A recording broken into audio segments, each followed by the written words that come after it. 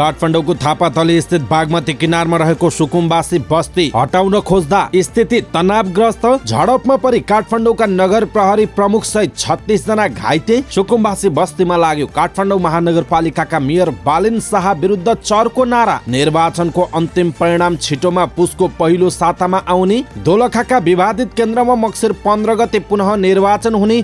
गठबन्धनको सरकार बनाउने बारे 3 शीर्ष नेताहरूबीच छलफल। नेपाली कंग्रेसका वरिष्ठ नेता रामचन्द्र पौडेल र एकीकृत समाजवादीका अध्यक्ष माधव कुमार नेपाल बीच भेटवार्ता। समानुपातिक मतगणना अपडेट। कुन कुन दलको कति पुग्यो भोट, यसको बारेमा पुरै जानकारी। मकवानपुरमा 31,500 मत बदर। सुनसरी 4 को मतगणना सुचारू नगरिए सडक संघर्ष थाल्ने नेकपा एमालेको चेतावनी। म पनि प्रधानमन्त्रीका लागि तयार छु भन्दै नेपाली कंग्रेसका सहमहामन्त्री किशोर सिंह राठौरको भनाई। चुनावमा कसैको बहुमत नआउनु दुर्भाग्यपूर्ण भएको नेकपा एमालेका उपाध्यक्ष विष्णु पौडेलको टिप्पणी। प्रतिनिधि सभामा विजयी रमेश रिजाललाई लगाइयो चाँदीको मुकुट। विनोद चौधरीले बाँडी विपन्न 500 परिवारलाई न्यानो कपडा। पोखरा अन्तर्राष्ट्रिय विमानस्थलको क्यालिब्रेसन फ्लाइट सकियो। 3 सातापछि प्रतिवेदन आउने। पोखरा अन्तर्राष्ट्रिय विमानस्थलमा बुद्ध एयरले माग्यो ग्राउन्ड ह्यान्डलिङ। चाइना साउदर्नको मंगलबारदेखि गोन्जाओ काठमाडौँ नियमित उडान हुँदै। मध्य प्रदेशमा विद्युत प्रसारण सञ्जाल बढाउँदै नेपाल विद्युत प्राधिकरण। मेलम्चीको सुरुङमा पानी भर्न सुरु। काठमाडौँमा वितरणको तयारी। देशव्यापी कन्सर्टका लागि उपत्यका बाहिर जाँदै नेपथ्य।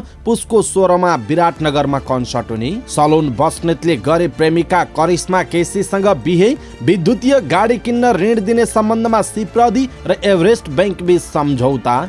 मौद्रिक नीतिको त्रैमासिक समीक्षाले वित्तीय स्थायित्व कायम नगर्ने नेपाल चेम्बर अफ कमर्सको टिप्पणी। नेप्सेमा दोहोरो अङ्कको गिरावट। कारोबार रकम पनि घट्यो। कुन कुन कम्पनीले गुमाए, कुन कुन कम्पनीले कमाए त यसको बारेमा पुरै जानकारी। चीनमा सरकार विरोधी प्रदर्शन चर्कँदै केही व्यक्ति पक्राउ। फिफा विश्वकप 2022 अन्तर्गत बराबरीले क्यामरुन र सर्बिया दुवैलाई भयो घाटा। विश्वकपमा गोल गर्ने क्यानाडा 76औं टिम बन्यो। अहिलेसम्म गोल नगर्ने 4 टिमको विषयमा पनि जानकारी दिनेछौँ। र समाचार पार्टी हेल्थ टिप्स अन्तर्गत आज हामी यौनाङ्गबाट सेतो पानी बग्नु कस्तो खालको समस्या हो, सेतो पानी बगिरहने स्थितिमा के गर्न सकिन्छ भन्ने विषयवस्तुमा हामीले जानकारी दिनेछौँ। हामीलाई अन्तिमसम्म हेर्नुहोला। दर्शक महानुभाव नमस्कार। समाचार पार्टी.com को न्यूज बुलेटिनमा यहाँलाई हार्दिक स्वागत छ। म प्रहलाद चन्द्र घिमिरे। आज मिति विक्रम सम्वत 2079 साल मक्सिर 13 गते मंगलबार स्पेसम्म सन् 2022 नोभेम्बर 29 तारिक। सदाको झैं आज पनि हामी उपस्थित भएका छौँ। आजका महत्त्वपूर्ण समाचार, ब्रेकिङ न्यूज अपडेट लगायत तपाईलाई काम लाग्ने हेर्नै पर्ने महत्त्वपूर्ण खबरहरू छोटकरीमा प्रस्तुत गर्छौँ। हामीलाई अन्तिमसम्म हेर्नुहोला। हाम्रो मेहनतका लागि यो भिडियोमा एउटा लाइक अवश्य गर्नुहोला।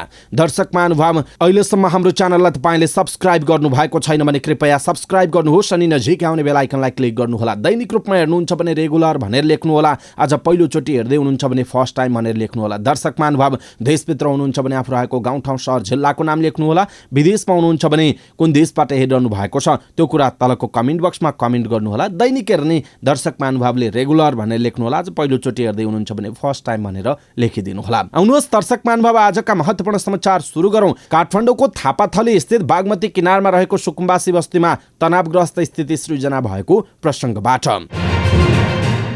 स्टुडेन्ट भिजामा अस्ट्रेलिया जान खोजिरहनु भएको छ, त्यसो हो भने ध्यान दिनुहोस्। अस्ट्रेलियन गभर्मेन्टले 2022 नोभेम्बर 15 मा नयाँ नियम लागू गरेको छ। यो नयाँ नियमको बारेमा जानकारी दिनका लागि 4 नेसन्स इन्टरनेसनलले एउटा सेमिनारको आयोजना गरेको छ। अस्ट्रेलिया पढ्न जाने सोच बनाउनु भएको छ भने यो नयाँ नियम जान्न जरुरी छ। यदि तपाईँ यो नयाँ नियमको बारेमा जानकारी लिन चाहनुहुन्छ भने सम्पर्क गर्नुहोला। सम्पर्क 4 नेसन्स इन्टरनेसनल। Phone number 061 572 524 98 560 48 717।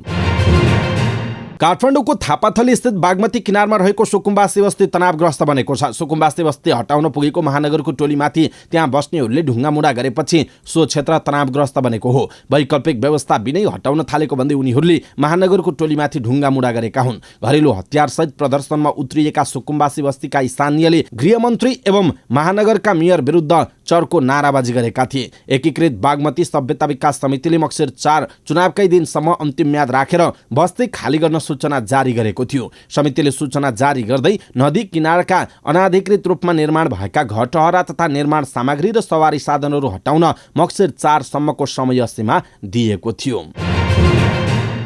यसैबीच काठमाडौँको थापाथली स्थित बागमती किनारमा रहेको सुकुम्बासी बस्ती खाली गराउन पुगेका महानगर प्रहरी प्रमुख सहित 36 जना घाइते भएका छन्। सुकुम्बासी बस्ती खाली गराउन महानगरका नगर प्रहरी प्रमुख राजु पाण्डे सहितको टोली थापाथली पुगेको थियो। सुकुम्बासी बस्तीका स्थानीयले प्रतिकार गर्ने क्रममा पाण्डेको टाउको फुटेको छ भने अन्य नगर प्रहरी सामान्य घाइते भएका छन्। नगर प्रहरी उपरीक्षक दिनेश अर्यालका अनुसार प्रहरीमाथि ढुङ्गा प्रहार हुँदा उक्त संख्यामा नगर प्रहरी घाइते भएका हुन्। घाइतेमध्ये 2 जनाको वीर अस्पताल र अन्यको थापाथली स्थित नर्भिक अस्पतालमा उपचार भइरहेको उहाँले बताउनुभयो। घाइते हुनेमा अधिकांश नयाँ भर्ती भएका नगर प्रहरी रहेको जनाइएको छ।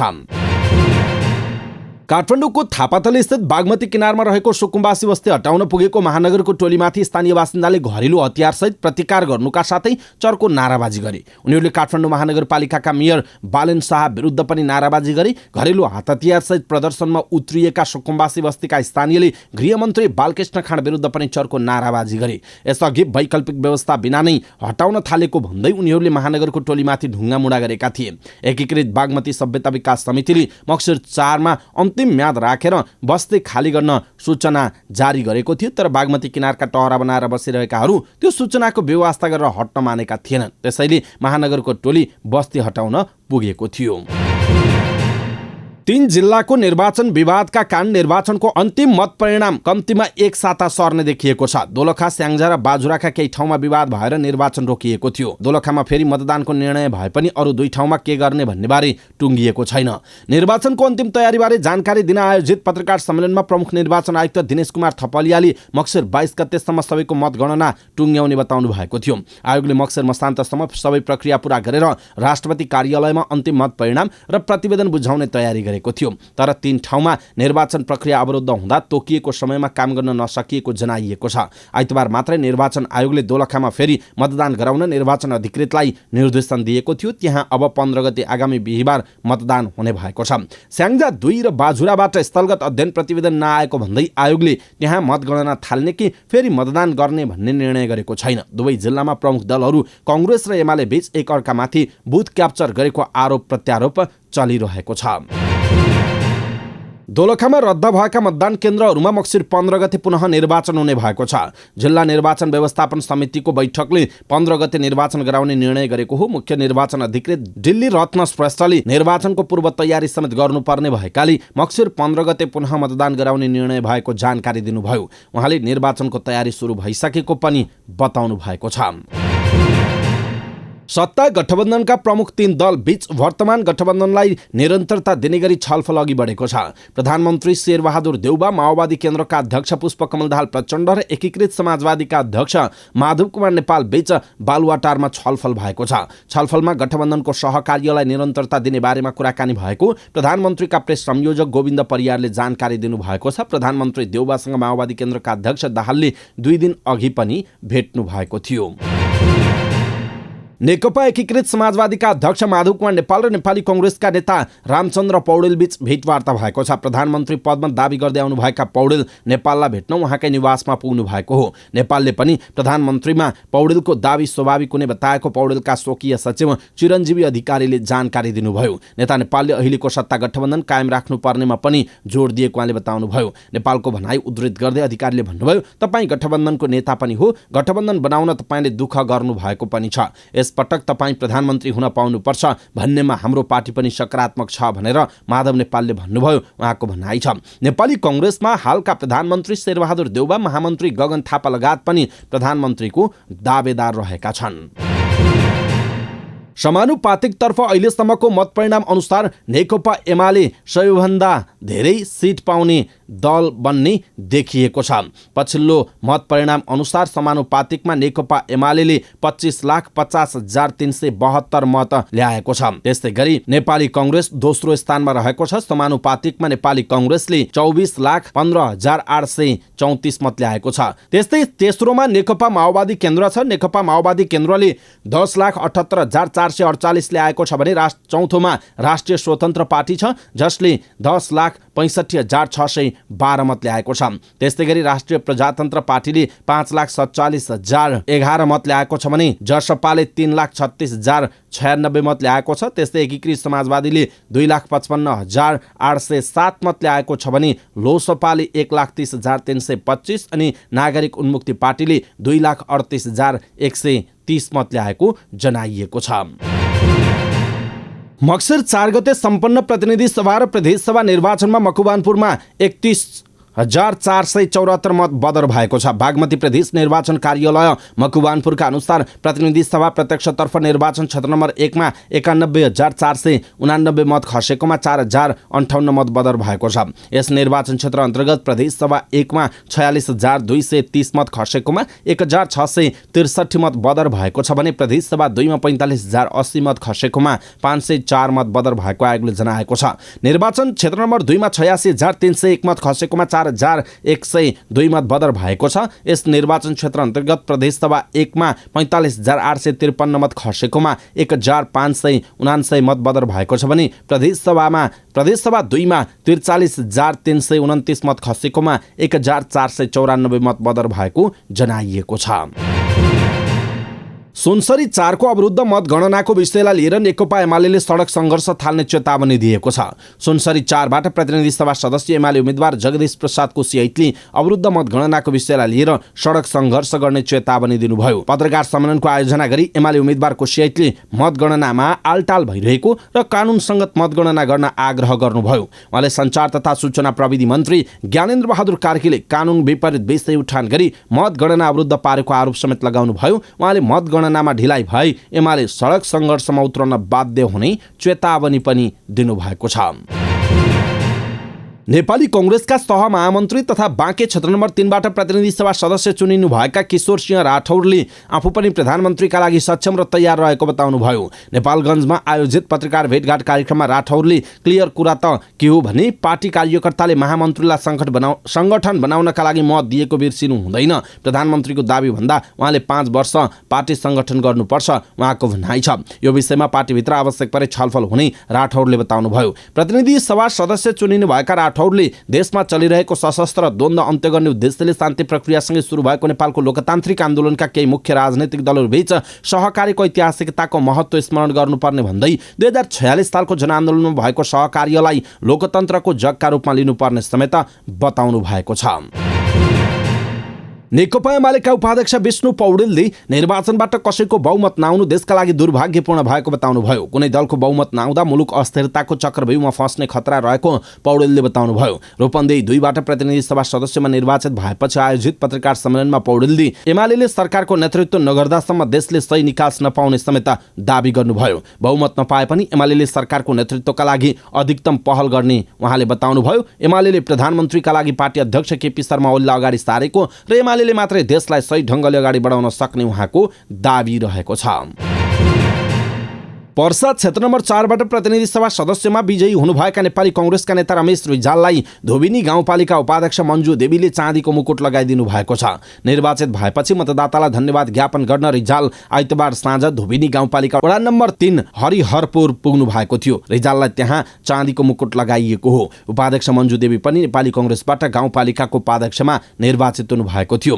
गत वैशाख 30 गते सम्पन्न स्थानीय तहको निर्वाचनबाट वीरगञ्ज महानगरपालिकाको मेयरमा निर्वाचित भएपछि राजेश मान सिंहलाई पनि तत्कालीन सांसद प्रदीप यादवले बधाई दिने क्रममा चाँदीको मुकुट लगाइदिनु भएको थियो। विक्रमसम्म 2074 को निर्वाचनबाट पर्सा क्षेत्र नम्बर 1 मा प्रतिनिधि सभा सदस्यमा निर्वाचित हुँदा प्रदीपलाई पनि विजय जुलुसका क्रममा वीरगञ्ज महानगरपालिका वडा नम्बर 15 मा एक समर्थकले चाँदीको मुकुट लगाइदिएका थिए। पश्चिम नवलपरासी क्षेत्र नम्बर 1 बाट प्रतिनिधि सभा सदस्य पदमा निर्वाचित नेपाली कांग्रेसका केन्द्रीय सदस्य विनोद चौधरीले आफ्नो निर्वाचन क्षेत्रका विपन्न परिवारलाई कम्मल वितरण गर्नुभएको छ। चौधरीले आउँदो जाडोलाई मध्यनजर गरी मुसहर बस्तीका विपन्न 500 परिवारलाई न्यानो कपडा वितरण गर्नुभयो। नवलपरासीको काठवा, प्रतापपुर, रतनगञ्ज, सक्करदिनै, नर्सही, जगन्नाथपुर, कुडिया, महलवारी, तेलहा, धर्मौली लगायतका स्थानका विभिन्न मुसहर बस्तीमा न्यानो कपडा कम्मल वितरण गर्नुभयो। कम्मल पाएपछि विपन्न परिवार खुसी भएका छन्। पोखरा क्षेत्रीय अन्तर्राष्ट्रिय विमानस्थलको क्यालिब्रेसन फ्लाइट सम्पन्न भएको छ। नेपाल नागरिक उड्डयन प्राधिकरणका अनुसार मक्सिर 1 गतेदेखि सुरु भएको यान्त्रिक क्षमता परीक्षणका लागि हुने यस्तो उडान आइतबार सम्पन्न भएको हो। यससँगै पोखरामा उडान गरेको एरोथाईको जहाज नेपालगञ्ज गएको छ। प्राधिकरणका प्रवक्ता जगन्नाथ निरौलाका अनुसार यो जहाजबाट अब नेपालगञ्ज, धनगढी, सुर्खेत र चन्द्रगढीमा उपकरणहरूको परीक्षण गरिनेछ। यो जहाज डिसेम्बर 5 सम्म नेपालमै रहनेछ। आन्तरिक विमानस्थलका उपकरण जाँचमा नियमित परीक्षण उडान यस जहाजबाट हुन लागेको हो। प्राधिकरणका अनुसार क्यालिब्रेसन उडानमा आन्तरिक उपकरणहरू जाँच गर्न सक्ने प्राविधिकहरू रहेका छन्। उनीहरूले अबको 3 सातामा विमानस्थलमा भएको आन्तरिक क्षमता परीक्षण उडानको प्रतिवेदन नेपाल नागरिक उड्डयन प्राधिकरणलाई दिने जनाइएको छ। यसैबीच पोखरा क्षेत्रीय अन्तर्राष्ट्रिय विमानस्थल 2023 जनवरी 1 देखि व्यावसायिक रूपमा सञ्चालनमा ल्याउने घोषणा नेपाल सरकारले गरेको छ। बुद्ध एयरले पोखरा क्षेत्रीय अन्तर्राष्ट्रिय विमानस्थलमा ग्राउन्ड ह्यान्डलिङ सेवा सञ्चालन गर्न माग गरेको छ। सो विमानस्थलबाट सञ्चालन हुने आन्तरिक तथा बाह्य उडानका लागि ग्राउन्ड ह्यान्डलिङका लागि बुद्ध एयरले नागरिक उड्डयन प्राधिकरणमा निवेदन दिएको हो। पोखरा अन्तर्राष्ट्रिय विमानस्थल 2023 जनवरी 1 बाट व्यावसायिक सञ्चालनमा ल्याउने तयारी छ। बुद्धले सम्पूर्ण आन्तरिक तयारी समेत गरिसकेको बताएको छ। विमानस्थलको भरपूर उपयोग गरेर धेरैभन्दा धेरै पर्यटक आन्तरिक एवं बाह्य पोखरा र सम्पूर्ण गण्डकी प्रदेशमा भित्र्याउने बाटो खुलेको कम्पनीको भनाइ छ। गण्डकी प्रदेश र हरेक नेपालीको जीवनस्तर उकास्न समान सम्पत्ति सृजना गर्ने बाटो पनि खुल्ने समेत कम्पनीले जनाएको छ। बुद्धले अन्तर्राष्ट्रिय विमानस्थल सञ्चालनमा आएसँगै 5 वटा विमान रात्रि बिसान गरी साताको 300 उडान गर्ने कार्यतालिका बनाएको छ। चिनिया वायुसेवा कम्पनी चाइना साउदर्नले मंगलबारदेखि गुन्झाओ काठमाडौँ गुन्झाओ रुटमा नियमित उडान गर्ने भएको छ। कम्पनीले 1 वर्षपछि यो रुटमा पुनः उडान सुरु गर्न लागेको हो। काठमाडौँमा अन्तिम पटक यो एयरलाइन्सले मे 2021 मा काठमाडौँ उडान गरेको थियो। यो रुटमा सुरुमा पोइन्ट टु पोइन्ट प्यासेन्जर मात्र बोक्ने र तत्काल ट्रान्जिट उडानका यात्रु नबोक्ने कम्पनीले जनाएको छ। काठमाडौँमा दिउँसो 1:25 बजे अवतरण गर्ने जहाज काठमाडौँमा भने 2:40 मा उड्ने बताइएको छ। नेपाल विद्युत प्राधिकरणले देशभित्र उत्पादित विद्युत आन्तरिक रूपमै खपत बढाउन मध्य प्रदेशका जिल्लाहरूमा करिब 4000 मेगावाट विद्युत खपत गर्न सक्ने गरी प्रसारण सञ्जाल बनाउने भएको छ। प्राधिकरणले सन् 2050 भित्रमा मध्य प्रदेशका 12, पर्सा, रौतहट, महोत्तरी, धनुषा लगायतका जिल्लामा दक्षिणी भेगमा हुने मानव बस्ती र औद्योगिक क्षेत्र विस्तारलाई ध्यान दिएर उच्च क्षमताको प्रसारण लाइन करिडोर निर्माण गर्न लागेको हो। भारतसँगको दक्षिणी सीमा स्थित हुलाकी राजमार्गको समानान्तर 400 केभी को 4 सर्किट प्रसारण लाइन र सब स्टेशनहरू निर्माण गरिने प्राधिकरणको भनाइ छ। 4 सर्किट मध्ये प्रारम्भिक चरणमा माथिल्लो 2 सर्किट 400 केभी र तल्लो 2 सर्किट 132 केभीमा सञ्चालनमा ल्याउने गरी प्रसारण लाइन करिडोरको निर्माण गरिने जनाइएको छ। प्रसारण लाइन तथा सब स्टेशनहरू निर्माणका लागि 50 अर्ब रुपैयाँ भन्दा बढी लाग्नेछ। यो रकम नेपाल सरकार तथा विद्युत प्राधिकरणको लगानी, भारतीय एक्जिम बैंक, एसियाली विकास बैंक लगायतको सहुलियतपूर्ण ऋणमा जुटाइने प्राधिकरणका कार्यकारी निर्देशक कुलमान घिसिङले जानकारी दिनुभयो। मेलम्ची खानेपानी परियोजनाले सोमबारदेखि सुरुङमा पानी भर्न सुरु गरेको छ। अस्थायी रूपमा मेलम्ची नदीको पानी पुनः काठमाडौँ पथान्तरण गर्न थालिएको हो। खानेपानी विकास समितिले 26 किलोमिटर सुरुङ भर्न सिन्धुपाल्चोकको हेडवर्क्सबाट सुरुङमा पानी भर्न सुरु गरेको छ। बाढीको जोखिम हुने भएपछि गत असारदेखि सुरुङको ढोका बन्द गरिएको थियो। गत महिनादेखि नै उपत्यकामा पानी ल्याउने गरी आवश्यक सुधार र तयारीको काम अगाडि बढेको थियो। आयोजनाको हेडवर्क्समा पुरिएका संरचना र आयोजनासम्म पुग्ने सडक बनाएर पानी पथान्तरण गरिएको जनाइएको छ। गत वर्ष स्थायी संरचना बाढीले क्षतिग्रस्त भएपछि वर्षामा पानी ल्याउन रोकेर हिउँदमा मर्मत गरेर अस्थायी रूपमा पानी ल्याउनु पर्ने अवस्था छ। 2079 वैशाखमा पानी पुनः वितरण सुरु गरिएकोमा गत असारदेखि रोकिएको थियो। यो वर्षको वर्षायाममा आयोजनामा कम क्षति भएकाले अघिल्लो वर्षभन्दा चाँडै पानी ल्याउन सकिएको आयोजनाले जनाएको छ। निर्वाचन सकिएसँगै लोकरक ब्यान्ड नेपथ्यले देशव्यापी साङ्गीतिक यात्रा गर्ने भएको छ। यही मक्सिर 16 गते विराटनगरमा नेपथ्यले कन्सर्ट गर्दैछ। देशका प्रमुख शहरमा साङ्गीतिक प्रस्तुति गरेर आगामी पुस 16 गते काठमाडौँको भिकोटी मण्डपमा कार्यक्रम गरेर समापन गरिने नेपथ्यले जनाएको छ। देश दौडाहाका क्रममा साङ्गीतिक मनोरञ्जन मात्र नभई मानवता प्रवर्धनका लागि पनि योगदान पुग्ने नेपथ्यका प्रमुख गायक अमृत गुरुङले बताउनुभयो। सडकमा रहेका असहायहरूका लागि आश्रयस्थलको खोजीमा सहयोग गर्नु पनि कन्सर्टको उद्देश्य रहेको उहाँको भनाइरहेको छ। अभिनेता सलोन बस्नेतले प्रेमिका करिश्मा केसीसँग विवाह गरेका छन्। सोमबार चन्द्रागिरी रिसोर्टमा परिवारका सदस्य, आफन्त र फिल्म कर्मीहरूको उपस्थितिमा उनीहरूले विवाह गरेका हुन्। 1200 जना जनताका साथ सलोनलाई डोलीमा चढाएर विवाह समारोह स्थल भालेश्वर मन्दिरमा लगिएको थियो। त्यस अवसरमा महिलाहरूको समूहले नौमती बाजा बजाएको थियो। सबैले भुल्दै गएको नेपाली वैवाहिक संस्कृतिलाई जगेर्ना गर्न नौमती बाजा र डोली प्रयोग गरेका हौं, सलुनका बुबा शोभित बस्नेतले भनेका छन्। विवाह समारोहमा अभिनेता सलिमान बनिया, कोरियोग्राफर रामजी लामिछाने लगायत उपस्थित थिए। सलुन र करिश्मा 3 वर्षदेखि प्रेम सम्बन्धमा रहेका थिए। श्रीप्रदी ट्रेडिङ प्रणाली र एभरेस्ट बैंक लिमिटेड बीच ऋण दिने सम्बन्धमा सम्झौता भएको छ। टाटा मोटर्सको विद्युतीय गाडी खरिद गर्ने ग्राहकका लागि 80% सवारी कर्जा उपलब्ध गराउने सम्बन्धमा श्रीप्रदी र बैंक बीच सम्झौता भएको हो। नेपालका लागि टाटा मोटर्सले नेक्सन र टिगोर विद्युतीय गाडी बिक्री गर्दै आएको छ। सम्झौता अनुसार टाटा मोटर्सबाट विद्युतीय सवारी साधन खरिद गर्न चाहने कुनै पनि व्यक्ति वा संस्थाले एभरेस्ट बैंकका सबै शाखाबाट 12.8% ब्याज दरमा 7 वर्षसम्म सहज र किफायती कर्जा सुविधा पाउनेछन्। सवारी साधनको कुल लागतको 80% एभरेस्ट बैंकले ऋण दिनेछ। नेपाल राष्ट्र बैंकको सम्बन्धित निर्देशन र निर्देशिका बमोजिम ऋण प्रवाह गर्ने बैंकले जनाएको छ। नेपाल राष्ट्र बैंकले मौद्रिक नीतिको त्रैमासिक समीक्षा मार्फत गरेको व्यवस्थाले वित्तीय स्थायित्व कायम गर्न नसक्ने चेम्बर अफ कमर्सले प्रतिक्रिया जनाएको छ। संकुचित मौद्रिक नीतिसँगै त्रैमासिक समीक्षाले समेत वित्तीय क्षेत्रमा देखिएको समस्या सम्बोधन गर्न नसक्ने चेम्बरको भनाइ छ। चेम्बरले भनेको छ, मुलुकको बाह्य क्षेत्रमा केही सुधार देखिए पनि आन्तरिकतर्फ अर्थतन्त्र जोखिमकै अवस्थामा रहँदा मौद्रिक नीतिको त्रैमासिक समीक्षा मार्फत सम्बोधन हुने चेम्बरको अपेक्षा थियो। राष्ट्र बैंकको पछिल्लो व्यवस्थाले आर्थिक गतिविधिलाई चलायमान बनाउन सहयोग गर्दैन भनिएको छ। 0.4% घटाइएको स्प्रेड दरले आगामी दिनमा ब्याज दर बढ्न नदिए पनि हाल कायम उच्च ब्याज दरलाई घटाउने सम्भावना पनि न्यून रहेको चेम्बरको ठहर रहेको छ। शेयर बजारमा दोहोरो अङ्कको गिरावट भएको छ। साताको दोस्रो कारोबारको दिन सोमबार बजार परिसूचक नेप्से 15.61 अङ्क 0.79% गिरावट भएर 1950.37 अङ्कमा बन्द भएको हो। आइतबार राति चालु आर्थिक वर्षको मौद्रिक नीतिको प्रथम त्रैमासिक समीक्षा सार्वजनिक गर्दै राष्ट्र बैंकले बैंक तथा वित्तीय संस्थाको स्प्रेड दरमा कडाई गर्ने बताएको छ, जसले बैंकहरूको नाफा प्रभावित बन्ने देखिन्छ। शेयर बजारमा सबैभन्दा ठूलो हिस्सा रहेको वित्तीय क्षेत्रको नाफा प्रभावित बन्ने नीतिगत व्यवस्थाले गर्दा सोमबार शेयर बजार केही प्रभावित बन्न पुगेको जनाइएको छ। अर्कोतर्फ स्रोत अभाव र लागत उच्च हुँदा घाटामा गएको बताइरहेको लघुवित्तहरूको समस्या सम्बोधन हुने नीति आउने अपेक्षा लघुवित्तका लगानीकर्तामा रहे पनि त्यसको सम्बोधन नहुँदा आइतबार सर्वाधिक बढेको लघुवित्त उपसूचकले पनि सोमबार साथ नदिँदा नेप्से घटेको छ। सोमबार नेप्सेमा म्युचुअल फन्ड र व्यापार बाहेक सबै उपसूचकमा गिरावट आएको छ।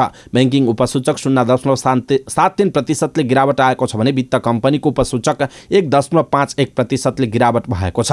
नेप्सेसँगै कारोबार रकम पनि घटेको छ। आइतबार 2 अर्ब नाघेको कारोबार रकम सोमबार 1.5 अर्बमा झरेको छ। सोमबार नेप्सेमा 37,61,279 किता सेयर किनबेच हुँदा 1 अर्ब 49,43,95,000 को कारोबार भएको छ, जसमध्ये हिमालयन डिस्टिलरीको सर्वाधिक 16,46,43,000 को कारोबार हुँदा नबिल बैंकको 7,24,58,000 र शिवम सिमेन्टको 6,16,63,000 को कारोबार भएको छ।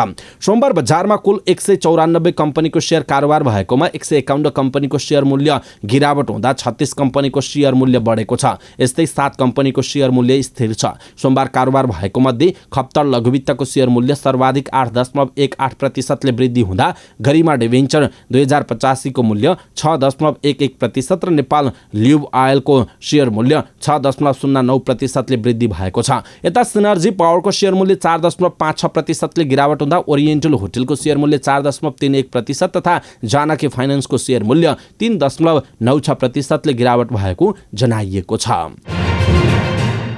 चीनमा कोरोना भाइरस रोकथामका लागि लगाइएको प्रतिबन्धको विरुद्धमा सरकार विरोधी प्रदर्शन चर्कँदै गएको छ। प्रदर्शनकै क्रममा केही पक्राउ पनि परेका छन्। आइतबार राति चीनको प्रमुख व्यापारिक सहर साङ्घाईमा प्रदर्शनमा सहभागी भएका केही पक्राउ परेको बीबीसीले जनाएको छ। साङ्घाईको मुख्य प्रदर्शन स्थलमा प्रहरीले सर्वसाधारण नागरिकहरूलाई प्रवेशमा रोक लगाएको छ। त्यो सडक आसपासमा हिँड्ने र तस्बिर लिनेलाई प्रहरीले ठाउँको ठाउँ समात्ने गरेको छ। चीनको ओरोम्ची स्थित एक अपार्टमेन्टमा आगलागी भएर 10 जनाको मृत्यु भए लगत्तै प्रदर्शन सुरु भएको थियो। सरकारले लकडाउन गरेर घर बाहिर निस्कन नदिएकै कारण उनीहरूको मृत्यु भएको भन्दै ओरोम्चीबाट सुरु भएको प्रदर्शन चीनका अन्य शहरमा पनि फैलिएको छ र यो विरोध प्रदर्शन सरकारको शून्य कोभिड नीतिको विरोधमा बदलिएको छ र प्रदर्शनकारीले राष्ट्रपति सी जिनपिङको राजीनामा समेत माग गरेका छन्। केही ठाउँमा प्रदर्शनकारीले मैनबत्ती बालेका छन् त केही ठाउँमा प्रदर्शनकारी सेतो कागज देखाउँदै जुलुसमा सहभागी भएको जनाइएको छ। चीनमा कम्युनिस्ट पार्टी र सरकार विरुद्ध बोल्नुलाई निकै खतरनाक मानिन्छ। कतारमा जारी फिफा विश्वकपमा समूह जीका सर्बिया र क्यामरुनले 3-3 गोलको बराबरी खेल्दै अङ्क बाँडेका छन्। समूहको आफ्नो पहिलो खेल गुमाएका दुवै टिमका लागि यो बराबरीले नकआउट प्रवेश लक्ष्यमा घाटा हुन सक्छ। अल जानोब रङ्गशालामा दुवै टिमले अग्रता जोगाउन सकेनन्। 29औं मिनेटमा जिन कास्टेलेटोले गोल गरेपछि क्यामरुनले अग्रता बनाएको थियो, तर पहिलो हाफको इन्जुरी समयमा 2 मिनेटको अन्तरमा 2 गोल गरी सर्बिया खेलमा फर्कियो। इन्जुरी समयको पहिलो मिनेटमा दुस्तान ट्याडिकको पासमा स्टारिन्जा पाब्लोभिचले बराबरी गोल गरे। त्यसको 2 मिनेटपछि मिलानकोभिच सेभिचले अर्को गोल गर्दा सर्बियाले पहिलो हाफमा 2-1 को अग्रता बनायो। दोस्रो हाफको खेलमा थप 3 गोल सम्भव भयो। 53औं मिनेटमा अलेक्जेन्डर मित्रोभिचले गोल गर्दा सर्बियाले 3-1 को अग्रता बढायो। तर 3 मिनेटको अन्तरमा 2 गोल फर्काउँदै क्यामरुनले 66औं मिनेटमा खेल बराबरी ल्यायो। 63औं मिनेटमा भिसेन्ट अबु वाकर र 66औं मिनेटमा चुपो मोटेङले गोल गरेको जनाइएको छ। यो बराबरीसँगै दुवै टिमले समूहमा अङ्कको खाता खोलेका छन्, तर 2 खेलमा 1 अङ्क जोडेका यी टिमका लागि नकआउट चरणको यात्रा निकै कठिन हुन सक्ने जनाइएको छ। आयोजक कतार र क्यानाडाले 22औं संस्करणको फिफा विश्वकपमा गोलको खाता खोलेका छन्। क्यानाडा विश्वकपको फुटबलमा गोल गर्ने 76औं राष्ट्र बनेको छ। त्यसअघि घरेलु टोली कतार विश्वकपमा गोल गर्ने 75औं टिम बनेको थियो। आइतबार भएको खेलमा क्यानाडाले साबिक उपविजेता क्रोएसिया विरुद्ध विश्वकै डेब्यू गोल गरेको हो। खेल सुरु भएको 68 सेकेन्डमै अल्फोन्सो डेभिसले क्यानाडाका लागि गोल गर्दै अग्रता दिलाएका थिए। पछि क्रोएसियाले पुनरागमन गर्दै 4-1 ले खेल जित्यो। क्यानाडाले दोस्रो पटक विश्वकप खेल्दा 5औं खेलमा आएर गोलको खाता खोलेको हो। सन् 1986 पहिलो पटक विश्वकप खेल्दा क्यानाडा फ्रान्ससँग 1-0 तथा हंगेरी र सोभियत संघ समान 2-0 ले पराजित भएको थियो। क्यानाडा विश्वकपमा आफ्नो पहिलो 5 खेल हार्ने तेस्रो टिम समेत बनेको छ। मेक्सिकोले सुरुवाती 9 र एल साल्भाडोरले सुरुवाती 6 खेल हारेका थिए। कतारले भने आयोजकको हैसियतले विश्वकपमा डेब्यू गरेको थियो। पहिलो खेलमा इक्वेडरसँग 2-0 पराजित भएको कतारले दोस्रो खेलमा 3-1 ले पराजित हुँदा डेब्यू गोल गरेको थियो। कतारका लागि मोहम्मद मुन्तारीले गोल गरेका थिए। कतार फिफा विश्वकप खेल्ने 80औं टिम समेत रहेको छ। यसैबीच विश्वकपमा अहिलेसम्म 80 राष्ट्रले प्रतिस्पर्धा गर्दा 76 टिमले गोल गरेका छन्। 4 टिमले भने अहिलेसम्म गोल गर्न सकेका छैनन्, जसमा इन्डोनेसिया, DR कङ्गो, जायर, चीन र ट्रिनिडाड एन्ड टोबागो रहेको जनाइएको छ। समाचार पार्टी न्यूज बुलेटिनमा पालो भएको छ समाचार पार्टी हेल्थ टिप्स। आजको समाचार पार्टी हेल्थ टिप्समा हामीले यौनाङ्गबाट सेतो पानी बग्नुको कारण, त्यस्तै गरी सेतो पानी बगिरहने स्थितिमा के गर्न सकिन्छ र उपचार के भन्ने विषयवस्तुमा जानकारी दिनेछौँ। हामीलाई अन्तिम समय हेर्नुहोला। सबै नेपाली माझ यो हेल्थ टिप्स पुर्याउनका लागि कृपया आफ्नो फेसबुक, ट्विटर लगायतका सामाजिक सञ्जालमा सेयर गर्न नबिर्सिनुहोला। महिलाहरू प्रत्येक महिना विभिन्न चक्रबाट गुज्रन्छन्। महिनावारी चक्र, डिम्ब निष्कासन चक्र। त्यो चक्रको बेला कहिले महिनावारी हुनुभन्दा केही दिन अघि र डिम्ब निष्कासनको बेलामा पनि 3 दिन अघिदेखि सेतो पानी बग्छ भने त्यो सामान्य हो। यौन सम्पर्कपछि पनि कहिलेकाहीँ सेतो पानी बग्नु सामान्य हो, तर यो अवस्था भन्दा पनि दैनिक सेतो पानी बग्छ भने त्यो असामान्य हो। सेतो पानी दही जस्तो बाक्लो हरियो कलरको र एकदमै धेरै गनाउने आयो भने त्यो पनि असामान्य हो। त्यसो त किन बग्छ सेतो पानी? फंगल कीटाणुहरूको संक्रमणका कारण यस्तो सेतो पानी बग्ने समस्या हुन्छ। त्यसका साथै यदि श्रीमान वा श्रीमतीलाई संक्रमण छ भने यौन सम्पर्कको कारण पनि यस्तो समस्या देखिन सक्छ। पाठेघरको समस्या तथा मूत्रनलीको संक्रमण भएको अवस्थामा पनि सेतो पानी बग्ने समस्या हुन्छ। पाठेघर तथा मूत्रनलीमा संक्रमण भयो भने यस्तो समस्या हुन्छ। पाठेघरको मुखको क्यान्सर भएकोमा पनि कीटाणुहरूको संक्रमण छिटो हुने र सेतो पानी बग्ने समस्या हुन्छ।